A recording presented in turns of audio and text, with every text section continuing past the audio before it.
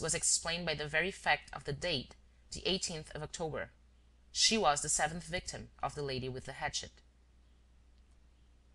The abduction, said Rénine to himself, precedes the blow of the hatchet by a week. I have therefore at the present moment 7 full days before me. Let us say 6, to avoid any surprise. This is Saturday.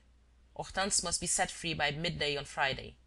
And to make sure of this, I must know her hiding place by 9 o'clock on Thursday evening at the latest. Rénine wrote, Thursday evening, 9 o'clock, in big letters on a card which he nailed above the mantelpiece in his study.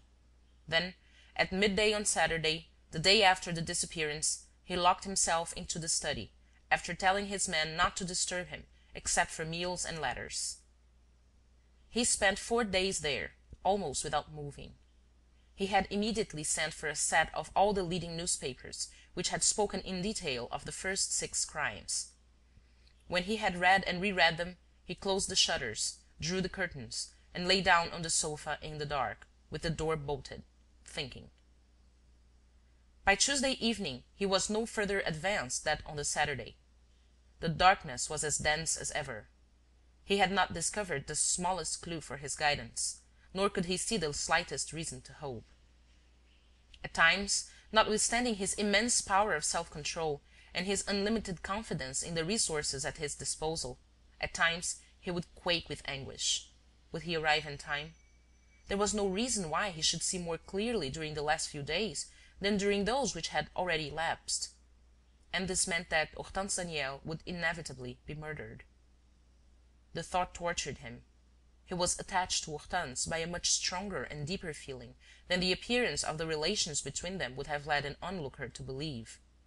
The curiosity at the beginning, the first desire, the impulse to protect Hortense, to distract her, to inspire her with a relish for existence, all this had simply turned to love.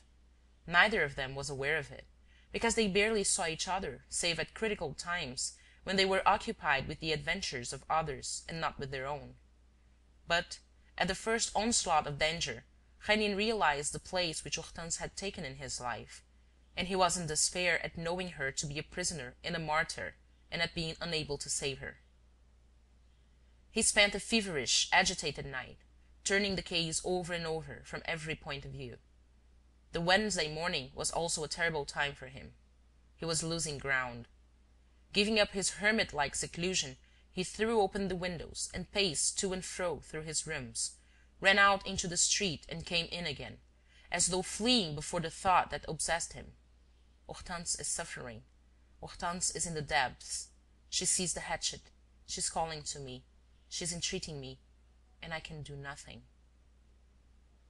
It was at 5 o'clock in the afternoon that, on examining the list of the 6 names, he received that little inward shock which is a sort of signal of the truth that is being sought for. A light shot through his mind.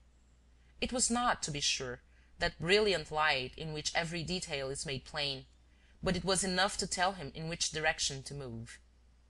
His plan on campaign was formed at once. He sent Adolphe, his chauffeur, to the principal newspapers with a few lines which were to appear in type among the next morning's advertisements. Adolphe was also told to go to the laundry at Courbevoie, where Mademoiselle Couvreau, the second of the 6 victims, had been employed. On the Thursday, Rénine did not stir out of doors. In the afternoon, he received several letters in reply to his advertisement. Then 2 telegrams arrived. Lastly, at 3 o'clock, there came a pneumatic letter bearing the Trocadero postmark, which seemed to be what he was expecting. He turned up a directory, noted an address: Monsieur de Lourtier-Vaneau, retired colonial governor, 47 bis, Avenue Kléber, and ran down to his car. Adolphe, 47 bis, Avenue Kléber. End of chapter 6, part 1.